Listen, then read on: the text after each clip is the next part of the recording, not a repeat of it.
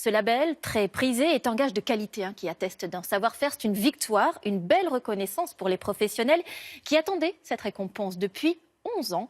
Juliette Perrault et Guy Sabin. C'est un petit coquillage biscornu aux saveurs iodées qui a pour port d'attache Granville en Normandie. Ici, entre 6 000 et 9 000 tonnes de bulots sont pêchés chaque année. Un incontournable sur l'étal des poissonniers. Combien j'en mets, madame? Je vais prendre un petit kilo. Un petit kilo. Ça tombe bien, j'ai que du petit. Petit ou gros, nature ou cuisiné, chacun le déguste à sa manière. Quand je commence à le picorer dedans, je mange, comme si c'était un bonbon en fait. Dans le fond du bulot, il y a toujours un petit truc noir là. Ça, j'aime pas. J'aime que le corps là. Cuit avec de la mayonnaise et voilà.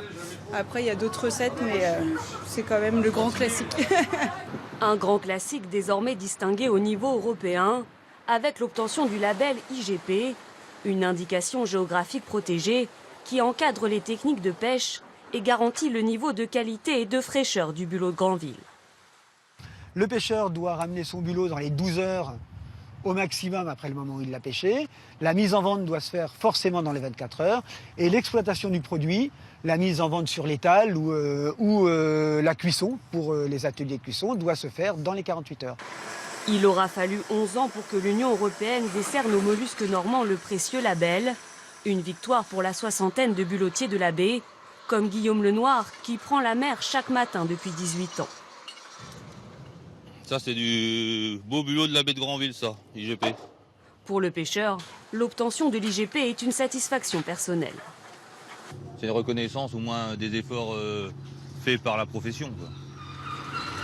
Qu'est-ce que ça va changer selon vous? J'espère que commercialement, ça va être un peu mieux, quoi. Si on pouvait gagner un petit peu en prix, ça serait pas mal. Car avec son nouveau label, le bulot de Granville pourrait rayonner bien au-delà des frontières de la Normandie. Pour les acheteurs, je pense que ça peut leur ouvrir des nouveaux marchés. Ça peut être des marchés à l'étranger. On a un acheteur hollandais, par exemple, là, qui va s'intéresser à l'IGP. Et puis, effectivement, également les marchés locaux et nationaux, bien évidemment. Mais une fois acheté, encore faut-il savoir le cuisiner.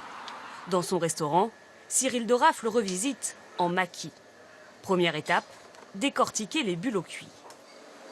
Donc on vient piquer derrière la petite alvéole qui est un petit peu dure ici. Et voilà, on fait une petite poussée et on enlève le bulot et il vient tout seul. Pour la farce, le chef ajoute au bulot émincé des tomates séchées, de la ciboulette, des échalotes, sans oublier l'incontournable mayonnaise. C'est le petit clin d'œil à la tradition, le bulot mayo, qu'on a sur nos assiettes de fruits de mer et nos plateaux de fruits de mer. Ne reste plus qu'à rouler la préparation dans des feuilles d'algues et à dresser. Une recette originale qui séduit en salle. Il y a du savoir-faire. Et puis il y a la qualité du produit.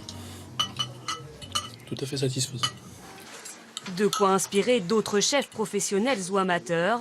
Avec l'obtention de l'IGP, le bulot de la baie de Granville n'a probablement pas fini d'être revisité.